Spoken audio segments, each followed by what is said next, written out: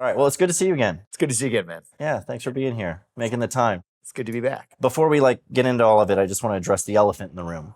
We did make a racist joke at your expense about you working at 7-Eleven, and the internet has informed us that we owe you an apology for that. Oh, is that right?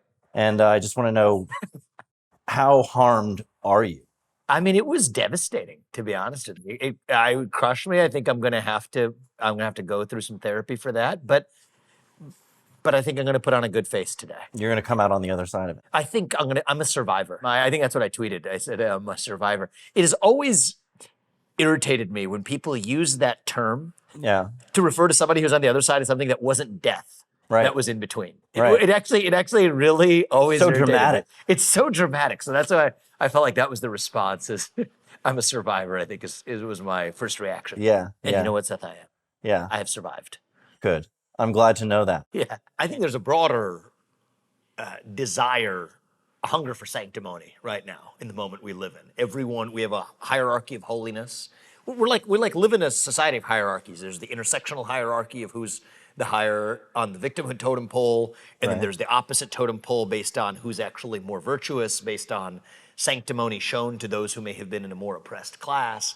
And that's just a weird thing going on in our culture more broadly, where people are so eager to be offended that they even lose their anchoring to what they're actually offended about in the first place. It's more the emotion and the serotonin hit that people want to experience from experiencing offense, in the same way that someone used to get a serotonin hit from experiencing joy. Right. Today, I think people actually get that same neurotransmitter experience from being offended.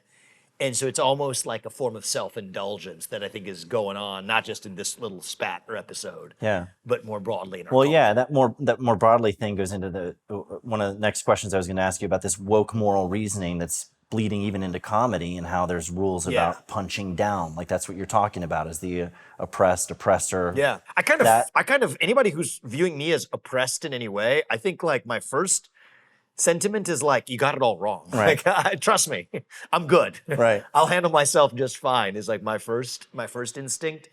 I think it's condescending, isn't it? It is condescending. I almost take it as just like a category error, right? Because then that's a new kind of, you're condescending on me. What do you think? It's just like, you guys are missing the point. Like, I don't know how well you followed my life, or the last 38 years of my life, or the last year of my life, but I Googled you before you showed up.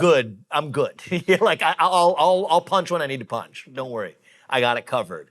And so, I think that there's the subset of people who, again, I think outside of the whole comedy sketch thing and the assault on comedy, which is real and I think is, not to overstate it, but I think dangerous for the future of the country, there was this confounding thing going on where you just have like a base of loyal, loving supporters that are just disappointed as hell to have seen me drop out. And I think a lot of that aired and vented to the surface.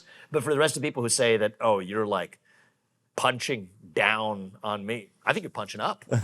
That's what that's kind of my attitude. And so, I think as long as people, I think it's a loss of self-confidence in some ways that has caused people to have this sense of offense as a substitute for being confident enough in yourself to know that if somebody's hitting you, I guess maybe I don't know, maybe I'm an egomaniac, but like, I don't look at anybody punching down on me. I don't look at myself as being down at all. Right. And so if somebody was making a joke, it's what it is. It's a joke, and we're having fun with it. And so I think if more people had that sense of self-confidence, I think that laughing at yourself is something that probably I need to do more of, because it keeps you grounded, actually, too. And so that's kind of my experience. When you call it dangerous, like, this problem of humor being treated as harmful. Yeah. Is that what you're talking about as dangerous? Yes. It's almost like comedy's outlawed now. Yeah, humor being treated as harmful is not dangerous. That's annoying. I think the part that's dangerous is the people who most will abuse the death of comedy or the assault on comedy will be those who actually are in power, that are using it to silence dissent, right? I mean, comedy has been a form of accountability as old as the Roman Empire or older, right? People used to make fun of the emperor. In some ways, the emperors who were bothered by that, one of the things they would first do is they would also occasionally criticize or execute the people who are making fun of him. But usually they'll go fix the thing they're actually being made fun of, right? So like if people are hungry and they're bored or they're unfulfilled, that's where bread and circuses came from. We're going to respond to what the people are clamoring for Right. in the shortest term sense of the word. And so once you've really eliminated comedy, you've eliminated one of the few mechanisms we have to hold leaders actually accountable. And if you think about the greatest tyrants or autocrats throughout human history, I mean, what they eventually do is they suppress comedic relief. But one of the things that they're most responsive to is actually people who are hitting them at the expense of a joke. Like that actually is a way that you hold people accountable, especially the kinds of people who need to be held accountable. And so the irony is, if you got leaders who are in charge who are able to take a joke, okay, that's fine. It didn't mean much to them, but nor are they going to do something as a consequence of it. But if you're actually being hit for your own failure over like 1,000-year, 2,000-year history, it turns out a lot of people, even kings, it actually is one of the things that gets them to act much more than people just having a protest on a street. They're not responsive to that. They'll quell the rebellion, but they're not going to actually get to the heart of it. But if you're actually able to kind of hit or bruise their ego, that gets even autocrats to be able to do something they otherwise wouldn't have done. And so if anytime you lose one of the few levers that you have to hold people in power accountable, that's a loss for a country. It's a danger for a country. And I think the death of comedy is one of the levers we have to hold people in positions of power accountable for their failures. I agree with that. Beyond tyranny, though, and the tyrants and holding them accountable, just bad ideas themselves. I talk often about the importance of ridiculing bad ideas and mocking the madness. And sometimes sometimes refutation isn't enough, and sometimes it's not effective at all, especially when people have abandoned reason on purpose, right? But you can ridicule their bad ideas. Do you see that as a moral imperative, that we have an obligation to ridicule these ideas? I do, actually. Like, I think that the great philosophers of time, I mean, Tolstoy or whatever, have really backed into via narrative and story what they never could through argument, right? I think argument is one mode of accessing truth, and that's my chosen tool of choice, right? But I think that there's higher pay grades than that. I think narrative, I think comedy, I think are ways to back into your instinctual understanding of what's true, even more so than any argument ever will. And I think that there's an increasing percentage of people who are no longer accessible by way of reason to argument as well. So if you've lost your faculty of reasoning, but people still need to be persuaded of understanding why a policy or an idea or a leader or whoever is just bad for them, and reasoning is no longer available as a way to do it, then look, you're working with a more and more limited toolkit. Some of it is storytelling. Some of it's, I think, the death of great movies is something we've lost as well. Not just comedic movies, but like all movies. Very few great movies are made anymore. I think because you've narrowed the aperture of how to be able to tell a great story. Like I think right now the moment we live in is super ripe. I said this about a year ago and I stand by it, for like a modern version of an American History X or something. Like relations between, you could talk about race relations or broader relations in the United States. That movie would never get made today, even though it says something about group identity versus individual identity that you couldn't have really gotten to through an argument, but you only get through to the power of narrative. Well, once you lose that, then you lose the ability to reach people with that medium. I would say the same thing goes for comedy, is once you've narrowed the aperture of like what you can find funny, it's no longer a tool that's useful anymore in being able to convince people of things. And I think that's sad. Yeah, it is. Too many no-fly zones. Right? Yeah, exactly. Yeah. Exactly. I was wondering, and I think a lot of other viewers, when we were watching the debates and you're on the stage with these other primary candidates and you guys are going at it with each other, were you ever, did you ever feel afraid, like genuinely afraid, that Chris Christie might unhinge his jaws and swallow you whole? I no, only because I'm confident that my sprint time would be a little faster than his. You know, the funny thing about Chris Christie is it's a little bit different with each of them. I would just sort of pull the curtain back a little bit. I think for him, the whole thing was a shtick, really. Like, I don't think it was that moved by some kind of conviction. There's a lane. He had his shtick, and he stuck to the shtick the whole time.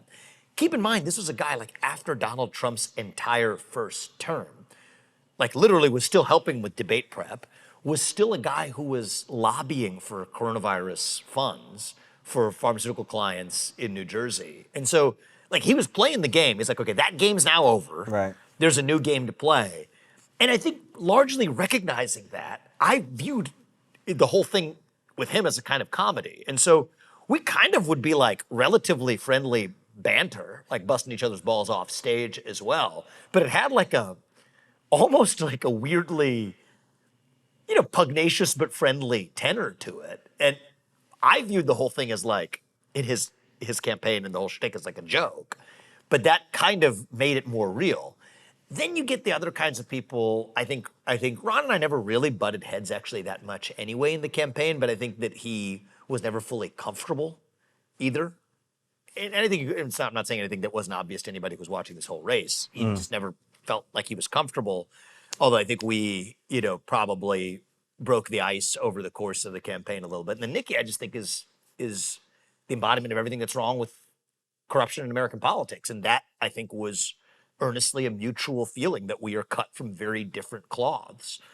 And the irony of that is, I guess two people of Indian American heritage or whatever, people pointed that out. I think that has little to do with the matter.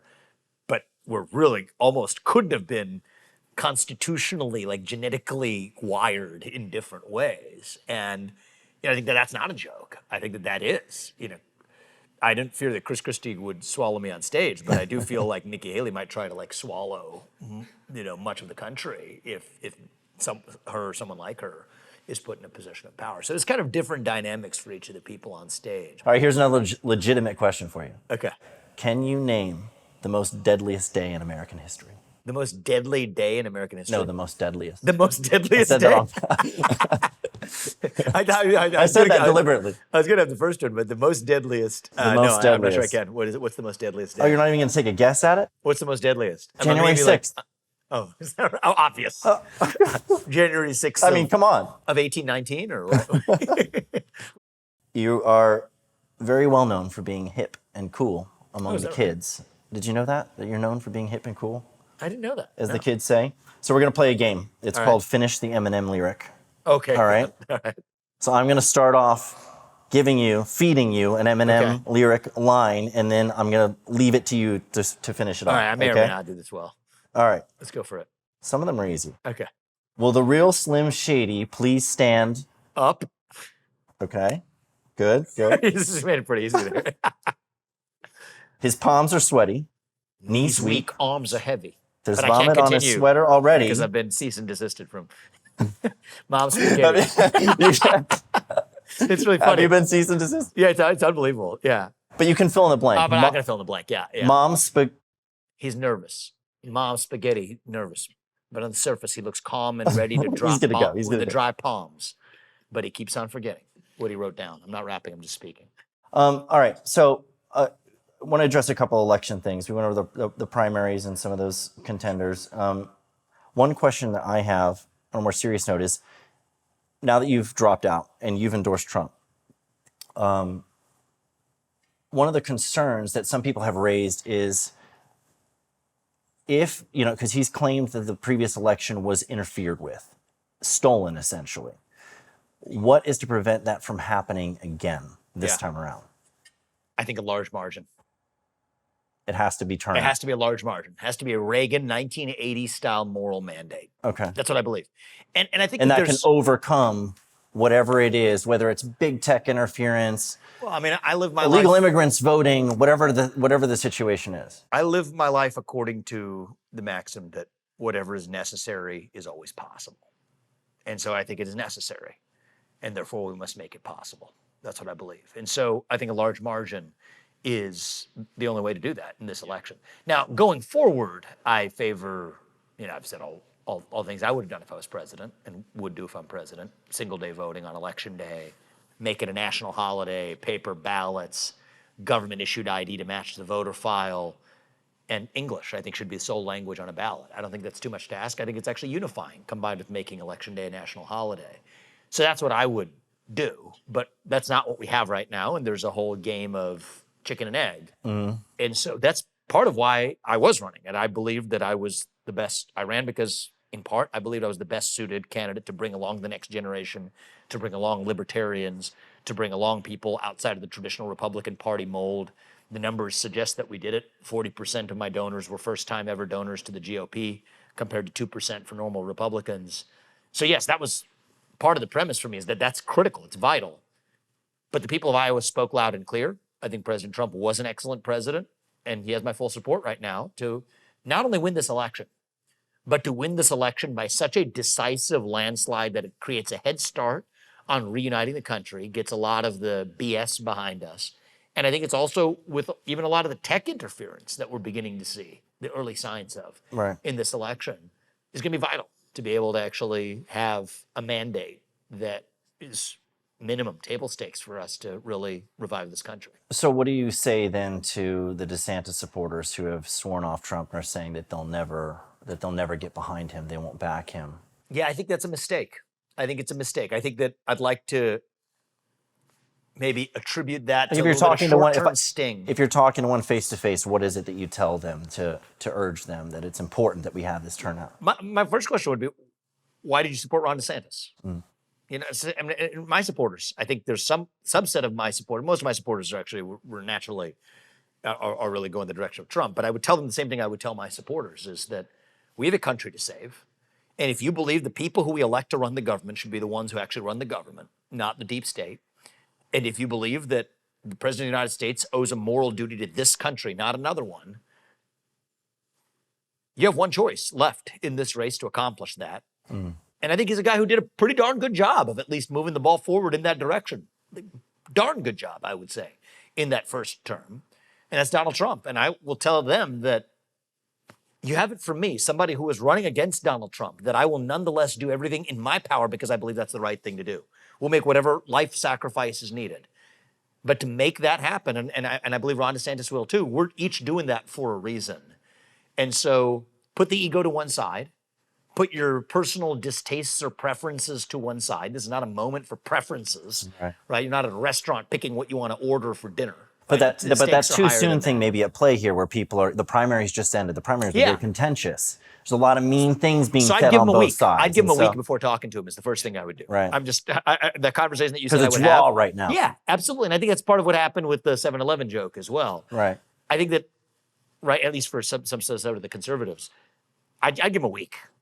I mean, I know how hard it has been for me to go from 0 to 120 and running at full speed for months.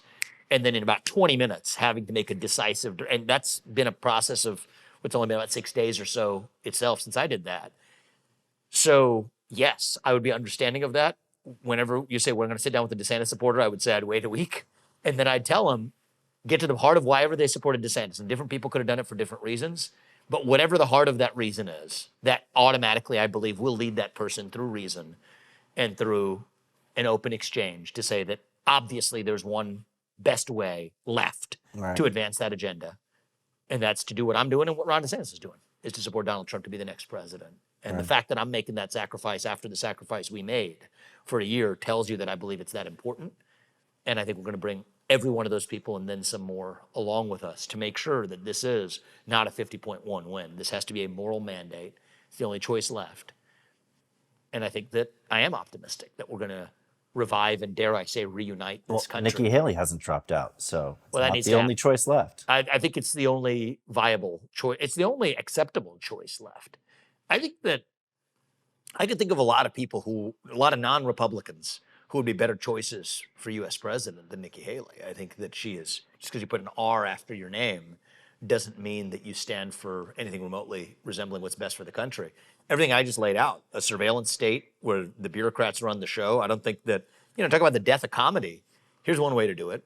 Require tying your government-issued ID to your social media account and combine that with a subpoena like what Jack Smith has right now. I don't know if you know this. Jack Smith's subpoena in one of the Trump cases has called for anybody who retweeted or hit like on one of Donald Trump's posts in 2020. Now imagine if your own social media account is tied to your government-issued ID as Nikki Haley, not Joe Biden, but Nikki Haley wants. Yeah, I think that would be a good way to not only kill comedy, but kill discourse in this country as well. And so just because you have a little R after your name, that means nothing to me. Like, I'm not a party man. I'm not a party hack. I've said for a long time I'm using the Republican Party. Attempted to use the Republican Party as a vehicle to advance a pro-American agenda that's far bigger than just one particular partisan infrastructure. But I view her as an unacceptable option for U.S. president. Yeah. And, I think that there's probably only one thing that could turn me away from otherwise being full-throatedly supporting Trump, is if Trump brought her on, the ticket or any kind of senior role, her or anyone like her. And you've made that known already. Yeah. And so that would there's no other way I could imagine really being kicking myself off the Trump train at this point, other than if the entire ranks get staffed by a bunch of neocons, Nikki Haley on that list. But short of that, Donald Trump has my full support going through the very end. You mentioned the big tech stuff and them having your ID and all of that. Like I know you talk often about big tech censorship, which has been an issue we've dealt with the Babylon Bee. Usually from the perspective of government being behind the scenes and meddling in these things and doing things that they couldn't do themselves because it would be a constitutional violation. But what about the speech issue that is raised in a lot of people's minds where government's not involved, but we're just told these are private companies that can do whatever they want? Yeah. When they're private companies that run the town square, should there be some regulation in place there that prohibits them from engaging in viewpoint discrimination? So the first thing I will say there is the government is there in a very palpable sense. So there's two senses in which the government's there. One are the carrots and one's the sticks. The sticks are the threats. So once a government has made a threat upon a private actor, that private actor knows, what do I mean? The government says, okay, I don't want you to sell that book if you're a bookstore owner. Am I making that up? No, it's a real case called Bantam Books. The prosecutor told the guy he couldn't sell the book. That bookstore owner then knows that he can't sell any other books like that as well. So even if it's years later, the government's not threatening to sell another book like it, the government threat has a shadow, and it has a long shadow. And so in that sense, that government imprint is still there. The second thing is it's actually codified in the law, right? So many states have internet freedom protections. Laws that say that if you're engaging in racial or political discrimination, including on the internet or as a private enterprise, that you're breaking the law and that you can be sued in that state. But our federal government has overridden that and has said that, no. Even if you're violating those state laws, if you're a tech company that's an internet site operator, then you actually can't be sued under those state laws. You have a full shield immunity. Right. And so people use Section 230. There's a lot of parts of Section 230 and people mix them up. But Section 230C2 specifically says for removing otherwise constitutionally protected speech, even if you could be sued under a state law, you can't be sued. Like it's literally, C1 is the part where it's like you're not liable for their posts and people mix that up. That's literally what C2 says. And so I would convert that into an opt-in statute, which says that, listen, if you're a tech company and you want to really be a private company and you really want to be the person who determines who walks into your door, to use the storefront analogy, or not, then fine, you get to be that company, but you don't get the special shield of immunity. But if you want a special blanket of immunity from the federal government, then you're bound by the same constraints as the person who's wrapping that blanket around you, which is the federal government, which means you're bound by the same constraints as the federal government, which includes the First Amendment to the Constitution. So do you see the Supreme Court coming down in a similar place with these laws, like the law that was passed in Florida and then struck down, and the law that was passed in Texas and upheld? That circuit split basically is going to go to the Supreme Court. And you see them. Absolutely. And I'm not saying this to boast or anything, but I actually laid out a lot of these legal arguments starting in January of 2021. In the days after January 6th, I actually wrote this up because that's when you saw it happening most rampantly. So in the days after January 6th, I basically made the most deadliest day in history. But that was January 6th, 1819. Now I'm talking about the one in 2020. Oh, okay. The one in 2021. Yeah. So in the days after I laid out this argument, people call that a conspiracy theory, a figment of a legal argument. What we've actually seen is that was absolutely what was happening.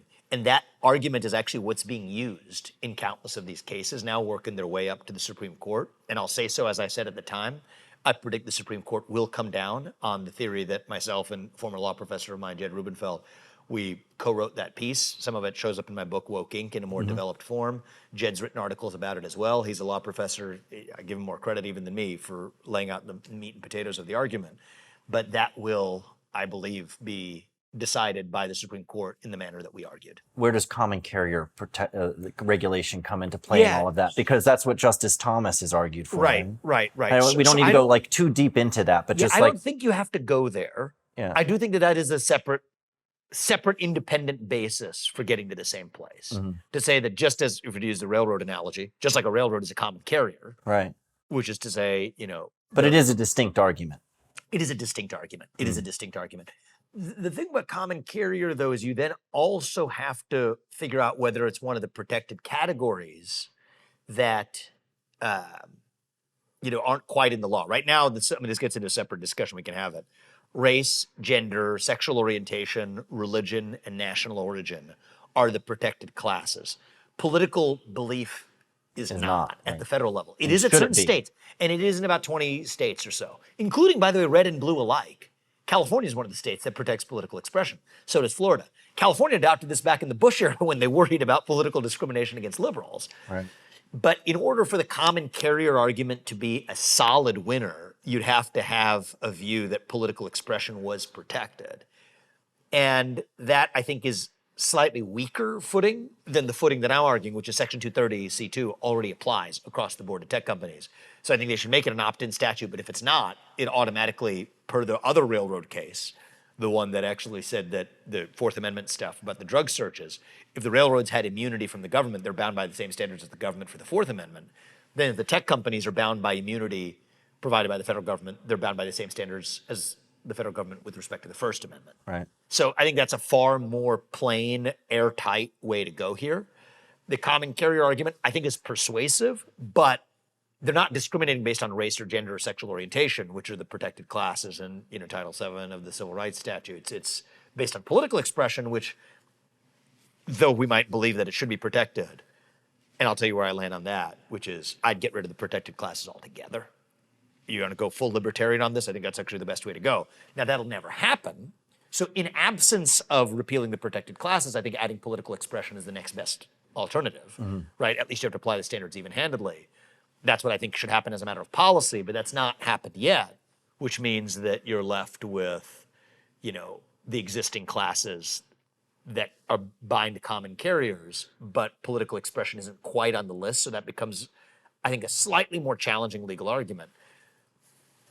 You can use religion to do this, though, actually. The religion prong gets the job done, which is that in the same way you can't stop an employee, like the religion prong of the civil rights statutes say that you can't discriminate against an employee based on his religion if you're a large employer.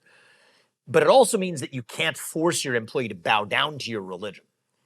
So if what's happening today, effectively, threatening to fire somebody because they wore a MAGA hat or they had the wrong political post online, if that's effectively like forcing your employee to bow down to your religion, then I think you have a good argument in the tech companies' cases if they're forcing the employees to do that, that it's a violation on the prong of religion, actually. But that's, again, a little bit more creative as a legal argument. And there isn't really precedent for that. You have to set the precedent. Yeah, there's some precedent for it. You actually would have a lot of fun with this. There could be good B material in here. There's a religion, I'm not making this up, a belief system that the Supreme Court held counted as a religion called Onion Head. It's literally called... Really? Yeah, it's called Onion Head. I haven't heard of this. It refers to, I think a lot of people haven't. But it refers to, it's like a positivity belief system. It's about keeping yourself positive, but it's called Onion Head. I don't know why they named it that. Okay. It's really kind of bizarre. But hey, who am I to laugh at some other person's belief system? So anyway, it's called Onion Head. It's the name that I'm laughing at. But the Supreme Court anyway held that Onion Head met the Supreme Court's test for what counts as a religion. And it's like super secular. It's like very positive thinking oriented principles. If Onion Head counts as a religion, modern wokeism definitely meets the Supreme Court's test to a T. A comprehensive belief system, certain words you can't say, clothes you can't wear, apologies you must recite. So I wouldn't go so far as to say there's no precedent for it in terms of finding the modern woke doctrine to meet the Supreme Court's test for what counts as a religion. I think there's actually a lot of precedent for it. Secular humanism has been held to meet the test. But then to use that to say it's a Title VII violation for forcing your employee to bow down, I will admit is a tougher legal argument to make than the bare bones. There's literally a federal law that immunizes tech companies from any liability in state courts from California to Florida for being sued for a violation of state law. That literally means if that federal blanket of immunity, the constraints that apply to the federal government, including the First Amendment, attach. And so, yes, I think under the current circumstances, those tech companies are bound by the standards of the First Amendment. I think that is currently what is required by the law, unless we have a drastic revamping of the way things run. In which case, you'd have actually a lot more competition, you'd have a lot more alternatives where we wouldn't have the same problem that we do today. So it's not just some clever legal argument, it's literally part of why we have the problem we do, is it's been sort of the invisible hand of the managerial class. And the managerial class lives in the swamp in DC and the administrative state, but it's a horizontal managerial class, actually, that pervades the private sector. I mean, the same people who go on to become on the boards of directors of some middling company or some nonprofit, that then become the undersecretary of God knows what in the Department of Commerce or the NIH, who then become, associate dean of something or other at a university. It's the same gene pool. It's the same type, if you will, that kind of has created this horizontal managerial class that pervades the public and private sector alike. And I think once you decouple that, because they're the ones that then come back and tell the middling tech company lobbyists that they get this special form of protection, once we sever that connection and really drain the lifeblood out of that managerial class, that's how we get this country back. And so that's a little bit abstract, but that kind of gives you a sense for where I think the root cause of our country's woes really are, is it's that swampish managerial class that pervades all aspects of our lives and not just the government. Interesting. Yeah, that's what I think is going on in a lot of these private companies too. It's middle management. It's not the proprietor. I was wondering what you It's meant not by even that Jack when I saw you Dorsey's. say that, because you tweeted that. Well, The other day, right? Yeah. posted on X. Yeah, I X'd it. You X posted. That it's not really Democrat versus Republican, or whatever. It's the managerial class. And I was wondering where you. That's what I mean by that. You Yeah, articulated that because well. even like I don't know Jack Dorsey, and I'm sure he and I disagree on a lot of things. But I don't even think it was really him driving a lot of that censorship. I think it was happening beneath the level of detection of even somebody who's in his position. Right. And I think he kind of checked out eventually and going to French Polynesian islands or whatever it is, and just eventually just checking out altogether. I don't know. I mean, I'm just going to Myanmar and meditating for 3 weeks. Sounds like a fine thing to do, but it's an interesting thing to do while you're running a company or multiple companies. But he's a talented guy, and I'm not second guessing the way he runs his companies, but I am second guessing the assumption that it was him even driving these decisions. Yeah, well, Elon said it wasn't point. like they were just drinking the Kool-Aid; they were swimming in it. There, like when he showed up, it was just a pervasive problem. Yeah, it's like pervasive. It's almost beyond any one person. It becomes part of the bureaucracy, and that's why you got to do what Elon does, which is just bring a jackhammer to the whole thing, a chainsaw. Exactly. And if I have anything to do with, what Trump does in this next term, I think we got to abandon this illusion that you can reform these bureaucracies, these beasts, right? If Elon came in and said we can reform Twitter by putting in a new CEO at the top and a new head of, security, you missed the point. You got to slash and burn 75% of what's there. And so for me, that would anyway be it's not like people are, it's not like this is, something that's an active offer to me or anything anyway, but people ask me under what conditions would you go be vice president or whatever, or work in the administration. I just have a different view than a lot of the Republican Party who believes in figurehead reform. I don't. I think that shutdown is a viable option. Shutting down multiple of these bureaucracies, that works. Like that actually works, because then you have to recreate from scratch and you can do it on the right scaffold. But working within an existing scaffold that's already broken in an agency, I just don't think that works, right? This doesn't mean that the person doesn't have good intentions. It just doesn't. It doesn't happen. It doesn't work. And so whether that's in the bureaucracy in the federal government, or whether it's a rotten bureaucracy even in the private sector or at a university or any other institution, you have to be willing to raise the thing down and then take the risk of cutting not just too much or the right amount of fat. If you're cutting the right amount of fat, it means that you are taking some risk that you're also cutting some muscle. Right. And if you're not willing to take that risk, it means you're not actually going to actually cut the amount of fat that needs to get cut. You have an 8-headed hydra and you cut off one of its heads, it grows right back. And I think that that's the trap that many, even reform-oriented Republicans have fallen into. I think this is my Ron DeSantis Is Trump contrast as well. receptive to that I think mentality? so. I think so. Yeah. I mean, we've started. We've gotten to know each other over the course of the campaign, and one of the things I've certainly, based on my experiences so far, I mean, we haven't worked shoulder to shoulder, but he seems like a guy who is, I've been very impressed with, who is open to the correct, smart ideas. Yeah. I mean, the other night we spoke about the dangers of central bank digital currencies, and I was pleased to see a couple nights later in a speech, there he was, having done the homework and mentioning it. And so I'm optimistic. I actually am quite optimistic. I think the media's portrayal of him, I think, belies the reality that he's actually can be a pretty detail-oriented person. And the media portrays him as a, something that's totally different than the reality. And so I am encouraged, actually, and it's part of why I endorsed him and part of why I'm fully behind him. If it's not going to be me, the people of this country spoke clearly about that, I'm fully behind him to actually take this America First agenda to that next level where I think it needs to go. And I am so far very encourage by great. what I see from him. Yeah. So what are you going to do next? You're just going to go figure back it to out. your sad, lonely life as a billionaire? We'll figure it out. It's, most, actually, I think that is the life of most billionaires. As a side note, I know you meant it sarcastically. Yeah. Especially people who inherit their billionairedom. I think that sad, lonely, and depressed is not always, but often how it goes. My identity isn't tied to my wealth, and so that makes it easier to part with 30 million bucks of it or whatever we spent on this campaign. I'm figuring it out. I think I haven't been in a position where I've had a clean slate for a while, and I don't want to squander it by immediately succumbing to my impatient nature, which there's a part of me that's just like, get ready to go all in on the next thing and go. And I think I want to take at least a little bit of time and reflection to figure out what's right. I think that a lot of people are asking about whether I would join government. The answer is maybe, right? It would have to be something that, I think Trump is going to be and should be the next president, but he and I would need to be aligned, both for my sake and his and the country's, most importantly.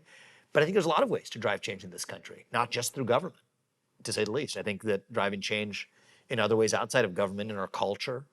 Comedy could do it. Have you ever considered overpaying for a news satire website? You've planted that seed somewhere in there. Interesting. It's not a native talent of mine. I did do stand-up comedy for a little while in New York City. Did you? It was interesting because I don't have it's not like my biggest native talent, but I took a class, and this is back when I was in my mid-20s. And I took a class at American Comedy Institute. I don't know if you've heard of it. It was pretty good. A lot of comedians actually have come out of there who are in the stand-up comedy circuit. And it could take somebody who didn't have native talent and still make them pretty not fun. half bad. Yeah, I did maybe like 10 shows or so in the city. And it wasn't like great, but it wasn't like horrific either, which was impressive. But I'm going to probably go somewhere where I think my native talents are strongest. I think God gives each of us our unique gifts, and if comedy be yours, use it. Yeah. And I think God gives each of us our unique gifts, and part of this is going to be a reflection on what are those unique gifts God has given me and how I can use them to do what's right for this country and do what's right in this short time that we're given. And I thought that was to be the next president. But the beauty of our country is that choice doesn't belong to me. That belongs to the people of this country. And so if it's not that, at least if it's not that now, then it's up to me to discover what that is and be able to pursue it with the same passion and vigor and commitment that we put into the last year. I think a lot of people were surprised by the amount of, writing the check and putting the money is one thing, but we went hard, 6 a.m. to 11 p.m. for most of the days of the last year. Actually, that's what most days look like. And I didn't feel exhausted by it, actually, because if you're guided by your actual true sense of purpose, for me, my It can be energy is infinite. energizing. Yeah. But if it feels even a little bit like it's work, or like out of sense of, okay, I'm doing this because I said I would do it and I have a obligation. Like if it's deeper, obligation goes with purpose, actually. I think your obligation is to follow your purpose. But there's a lowercase o obligation that's like, okay, you feel like this is my purpose, but I made this obligation to do this other thing. I would sooner tell somebody quit. Yeah. Right. Because it's not really a real obligation. It's a fake obligation, because then it feels like you're toiling. And once you're feeling like you're toiling, then that's the ball game. Right. And so I want to be careful not to put myself in that position. And whatever it is, inside or outside government, it's going to be because I believe that that is what my God-given purpose is. And whatever, as long as we find that, I will work tirelessly on that, as we have over the last year, to, make whatever small difference we can. Appreciate your time today. Thank you for coming out. It was Thank great. you. Great Thank to you talk for to having you. me, man. And to everyone at home, thank you. Come again. You have to open it while you're here. Should we, oh, this is funny. Should we, oh, I love this. This is really good. You want to take a picture?